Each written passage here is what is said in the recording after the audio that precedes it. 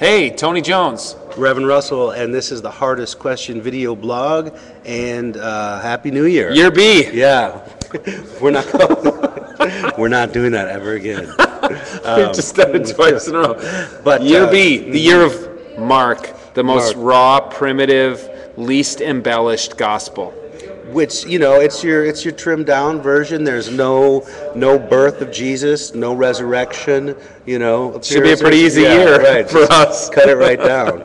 It's got I like Mark. Yeah, I like Mark a lot too. Mark's the real deal.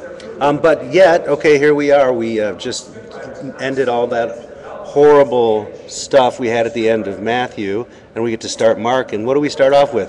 Apocalypse. Yeah, you go right from the sheep and the goats to the apocalypse. Yeah, right. Kind of a nice little segue. Be awake. Be ready. But I think this should be good because, you know, apocalyptic stories are very popular these days. Well, here's what I'm thinking that's interesting is that as a lot of preachers climb into the pulpit on Advent 1, they're singing, you know, O come, Emmanuel, or some Advent-y hymn, and then they get up here and read this apocalyptic text from the most primitive of the four Gospels. Yeah. And it's it kind of kills the Christmas spirit. It does kind of, and so I can see why we get it out of the way in first week. So maybe by the time it comes time to slip a little something in the plate on Christmas Eve, people have forgotten about the apocalypse, and they're all about the baby Jesus and the pregnant virgin and all that stuff instead of the coming eventual, our hoped for end of all time. Right. I mean, that's what's tricky, right? I get that the way you start Advent is by looking toward the second Advent, and that Jesus, the Advent of the Logos, the first time, is merely a precursor to the eventual fulfillment. Yeah. But it's, I think there's at issue here. That's certainly what the lectionaries are doing.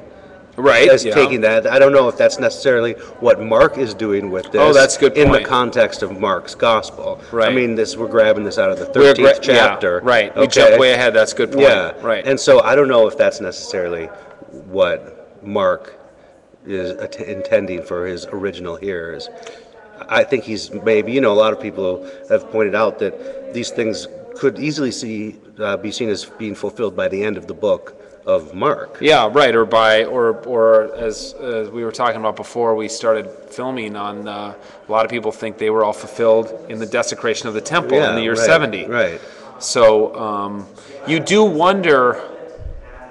I think the first thing you have to think, or the first thing I think, every time I read anything that's apocalyptic, be it Daniel, be it the Gospels, be it the Book of Revelation, or be it, the science fiction, the cyberpunk novel that I'm reading right now, it's all political commentary on the present time. Absolutely. Yeah. So, Mark and in coming out of Jesus' mouth, is a commentary on the time in which Jesus was living. Right. Not really. Is it really about his second coming, or is it really about painting a picture of a different reality for his hearers in the day? Well, I think that's probably very much true and in there, and that's fantastic. But I want to ask the question then: how does it mean for us? Yeah. Right. In what way does it mean for us? And I don't know. Maybe choose the epistle lesson. Right. No, I like its spooky sounding. Yeah, like maybe you play Toccata and Fugue or something on the organ, and you read that before the sermon. Yeah, the sun and the moon will darken, and yeah. This is more like Age of Aquarius, right? This should be a Halloween text, really. Yeah, that's a good point. Yeah, Reformation Sunday or something. Yeah. So let us know how you're going to preach on this text and how you're going to use this to kick off the joyous season of Advent. Happy Christmas.